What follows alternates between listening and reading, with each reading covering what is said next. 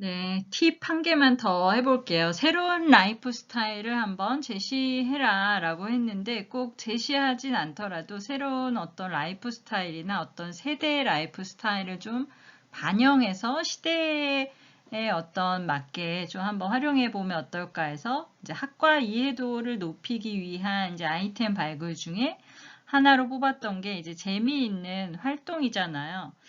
근데 새로운 라이프 스타일과 관련해서 어떤 게 있을까 고민을 해보니까 지금 대학을 다니는 여러분들이 Z세대잖아요. 네. 그래서 제가 한번 도대체 Z세대는 어떤 특성을 가지고 있나, 그리고 Z세대는 대학 선택의 기준이나 어떤 라이프 스타일을 즐기는지 이제 한번 찾아봤어요.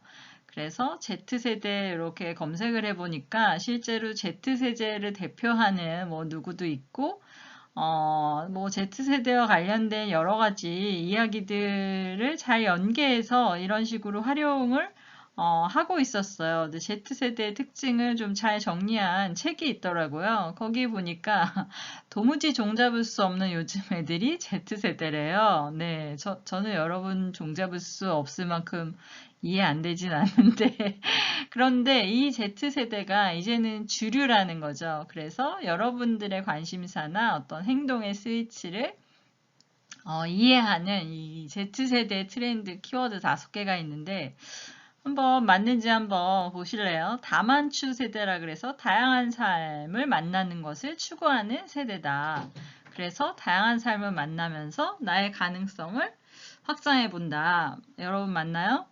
네, 그리고 두 번째는 프렌드라 그래서 온라인에서도 누구와도 서슴없이 친구가 된대요. 근데 이건 Z세대만이 아니라 그 이후 알파 세대도 그런 것 같아요. 저희 아들이 온라인에서도 서슴없이 친구를 만들어서 아주 친한 형도 생기고 많더라고요. 그 다음에 선취력, 그래서 먼저 행동해서 선한 변화를 이끌어내는 분들이 여러분들이라는 거죠. 실제로 그쵸? 사회의 여러 가지 선한 변화를 이끌어내는 분들이 여러분들인 것 같고요. 그 다음에 판플레이라 그래서 놀거리, 참여할 수 있는 판을 열고 이제 함께 논다라는 거고, 그다음에 클라우드 소비는 이제 소유보다는 공유의 소비로 밸런스를 맞추다. 좋은 거 다 가지고 계신 것 같아요. 네, 부럽습니다. 그래서 저는 여기에서 요 판플레이라는 거에 좀 집중을 해가지고 한번 뭔가 만들어 보면 좋겠다라는 생각이 들어서 한번 만들어 봤는데요. 예를 들어서 취업 대란 속에 승승장구하는 뭔가 있다라는 거죠. 판플레이 하며 취업 준비한다고 그래서 Z세대들의 특별한 어떤 비법을 공개한다라고 제목을 정해보고 그 안에 내용을 보면 Z세대의 특징들이 어떤 있고 판플레이가 뭔지 그래서 이들이 어떻게 판을 벌려놓고 놀면서 도대체 이 취업 대란 속에 승승장구, 그러니까 취업을 잘하고 있다라는 거죠. 어떻게 잘하는지 한번 이제 사례를 살펴보겠다 하면서 공연기획 경영학과 학생들이 실제로 지역이나 어떤 학교 인근에 혹은 서울 어디서든 저 공연이나 축제판을 기획하고 만들고 실제로 즐기고 놀면서 여러분들의 실습, 그죠? 실무 역량도 쑥쑥 기르고 이거와 관련해서 현업에 있는 다양한 곳들이랑 네트워크도 쌓고 그래서 실제로 취업도 하고 네트워크도 쌓고 굉장히 다양하게 잘 하고 있다. 굉장히 재미있게 잘 산다라는 거죠. 이런 방식으로 한번 새로운 어떤 그런 라이프 스타일을 반영해서 어떻게 하고 있는지 사례를 우리 걸로 끼워 넣기 해가지고 이런 추세를 보여주는 기사를 활용해 보면 어떨까 이런 생각을 했는데 어떤가요? 맞나요? 네. 네, 공연기획 경영학과와 관련해서 이제 이슈를 좀 목표에 맞게 정리를 다시 해봤는데요. 목표는 2개였죠. 이렇게 인지도 제고와 관련된 게 있었고, 학과 이해도를 높이는 거와 관련돼서 구체적인 이슈를 각각 항목별로 이제 2개씩 해봤는데요. 첫 번째 아까 미래 유망 직업 공연기획자가 뜬다라는 이슈, 번째는 이제 졸업생에게 묻고 우리가 답한다라는 걸로 설명은 자세히 안 드렸지만 이제 이런 식으로 이슈를 한번 잡아봤고 학과 이해도는 어떻게 높일 것인가 아까 얘기했던 그쵸? 취업 대란소, 이제 승승장구, 그래서 Z세대들의 어떤 특별한 비법을 공개한다라고 하면서 은근히 공연기획경영학과를 사례로 넣은 게 있었고요. 두 번째는 공연기획 경영학과 학생들이 이제 지역 공동체를 위해서 뭔가 직접 나섰다 해가지고 여러 가지 아이템들을 시리즈로 연재 보도를 기획해 봤습니다. 이런 식으로 여러분들이 이제 목표에 따라서 구체적으로 그거와 관련된 이슈가 서로 어떻게 연결되는지 이거를 체크하시면서 정리하시면 좋을 것 같아요. 이번에는 문화예술과 관련해서 어떻게 소재를 발굴하면 좋은지 좀 정리를 해봤는데요.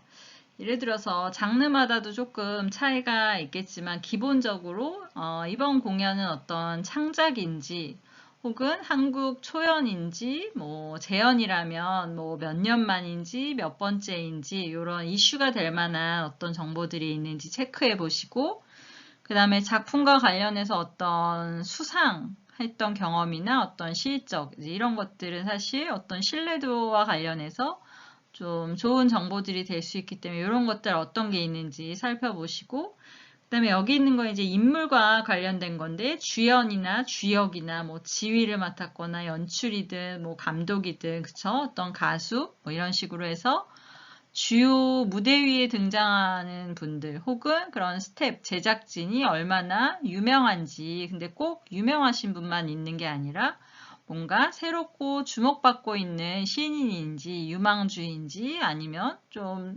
새롭게 뭔가 주목할 필요가 있는 어떤 인물들인지 이런 한 명 한 명에 대해서 우리가 유심히 살펴볼 필요가 있고요. 그 다음에는 작품과 관련된 어떤 특징이거든요. 뭐 뮤지컬이라면 어떤 그 넘버와 관련된 여러 가지 이야기들이 있을 수 있고 누가 만들었고 뭐 어떻게 만들어졌고 뭐 이런 것들이 있을 수 있고 무대 효과도 굉장한 어떤 그쵸? 효과나 요즘 활용되고 있는 다양한 과학 기술들이 여기에 어떻게 녹여져 있는지 뭐 이런 것들이 반영될 수도 있고 반대로 엄청난 효과가 있는 게 아니라 굉장히 아날로그적으로 그쵸? 그런 잔잔하게 우리의 감성에 접근하고 있는지 이런 무대 효과와 관련된 특징들이 있는지 뭐 연출과 관련해서 어떤 특별한 그쵸? 이런 것들이 있는지 이런 그 다음에 뭐 제작비가 굉장히 그쵸? 많이 투여되었거나 혹은 굉장히 적게 되었거나 혹은 어떤 회사에서 제작을 하는지 혹은 어디에서 투자를 받아서 이슈가 될 만한 건지 그 다음에 뭐 오리지널인지 라이선스인지 이런 작품과 관련된 여러 가지 특징들이 있을 수 있겠죠. 그 다음에 작품의 이제 내용과 관련해서 어떤 시의성이 있는지, 그죠? 요즘 사회적인 이슈와 관련해서 어떤 내용이기 때문에 이게 좀 주목해 볼 필요가 있다라든지, 혹은 특정 기념일과 관련해서 작품이 기획되기도 하고, 혹은 그런 특정 기념일에 연결해서 이슈화하기도 하고, 그래서 이런 것들이 있는지 살펴보시고요. 그 다음에는 이제 최근에 어떤 경향이나 트렌드에 따르는 뭐가 있는지, 이런 것들은 잘 활용해서 우리가 PR을 하기도 하기 때문에 이런 경향이나 트렌드를 좀 살펴보시고 여기에 부합하는 게 있다면 연결하시면 좋을 것 같고요. 요즘 이 공연계에 최근에 뜨거운 게 그거잖아요. 이머시브 공연이라던가 이런 것들. 이런 것들이 잘 우리 거도 부각시켰으면 좋겠고 그 사례에 우리 작품이 들어가지 않는다. 그럼 이제 거기에도 뭐 넣어본다던가 그 다음에 제일 사실 이슈화되기 쉬운 게 뭔가 최초인지 이제 이런 것들이 뭔가 최초로 하고 있는 게 시도하고 있는 게 있는지 이런 것들 살펴보시고 그 다음에 뭔가 특별한 장소에서 하고 있는지 혹은 어떤 특정 대상에게 이 작품을 꼭 소개하면 되게 좋을 것 같은 혹은 꼭 알려야 하는 어떤 정보가 있다면 좋은데요. 여러분들이 이런 걸 체크할 때 만드는 사람이나 우리가 그 안에 내부 인력으로서 이거를 이렇게 알리면 좋겠다도 있지만 제일 중요한 거는 관객이나 소비자들 혹은 기자이거나 뭔가 여러분 인플루언서예요. 그래서 이러한 정보를 내가 알려주면 여러분들이 너무 좋을 것 같아. 이런 좀 객관적인 관점에서 조금 바라볼 필요가 있어요. 너무 내부에 있다 보면 우리한테는 이게 중요한데 관객이나 소비자들한테는 전혀 관심거리가 아닐 수가 있거든요. 이런 것들을 내부로 들어갔다가 밖으로 나왔다가 꼼꼼히 한번 검증해 보시면 좋을 것 같습니다. 이번에는 그 샤롯데 시어터에서 올해 2월부터 6월까지 약 4개월간 장기 공연을 하고 있는 이제 뮤지컬 드라큘라를 한번 사례로 찾아봤어요. 드라큘라가 예매율 1위를 차지하고 굉장히 핫한 뮤지컬이어서 어떻게 PR을 했을까 찾아봤는데 여기 한 4개월 이렇게 장기 공연을 하는 작품은 솔직히 PR 이슈를 만들어내는 게 쉬운 것 같지만 솔직히 쉽지는 않거든요. 근데 여기 같은 경우에는 이제 3개월 전부터 이제 초호화 캐스팅, 그죠? 유명한 어떤 출연진들이 있기 때문에 이제 이런 것들을 공개하면서 작품에 이제 뜨거운 관심을 모았고, 그 다음에 이제 프리뷰 티켓 1차부터 짧은 시간 안에 특히 1분 만에 전석 매진된 것으로 뭔가 흥행 신화를 이어간다는 걸 알리면서 저 호기심을 굉장히 유발시켰고, 이제 1월부터는 이제 거의 사실은 찾아보니까 김준수와 관련된 건 너무 많아서 여기 다 실을 수가 없었어요. 그래서 거의 1월 이후부터는 김준수를 엮어서 드라큘라와 관련된 다양한 이야기들을 계속 노출을 시켰고요. 이제 첫 공이 2월 11일이었어요. 그래서 그 전날, 그죠? 시츠브로 현장에서 약간 리허설이라는 거거든요. 그래서 이런 현장을 이제 공개하면서, 그쵸? 공개했다. 그리고, 그쵸? 그거와 관련된 이제 추후 연결되는 이슈. 그리고 첫 공연이 이제 성황리에 그쵸? 공연됐는데 이거와 관련해서도 거의 김준수가 앞으로 최선을 다할 것이다. 잘 맞췄다. 이거와 관련해서 도배를 했더라고요. 그래서 첫 공이 된 이후부터는 조금 작품과 관련된 내용이나 스토리, 뭐 넘버 이런 것 등으로 이슈화를 좀 했고요. 여기 있는 이제 신예 김수현도 있었고, 그 다음에 여기 배우 류정한도 3월부터 이제 출연한다라고 하면서 다른 배우들도 조금 이야기를 했고요. 여기서부터는 아까 얘기했던 작품과 관련된 이야기들이 있었고, 실제로 이 3월 요 사이에는 거의 코로나 때문에 공연을 중단했다, 연기했다, 공연계에 어려움이 있다, 이거와 관련해서 이제 드라큘라도 굉장히 많은 이야기들이 나왔었고, 이런 것들을 주로 다루고 있어서 제가 여기서는 뺐고요.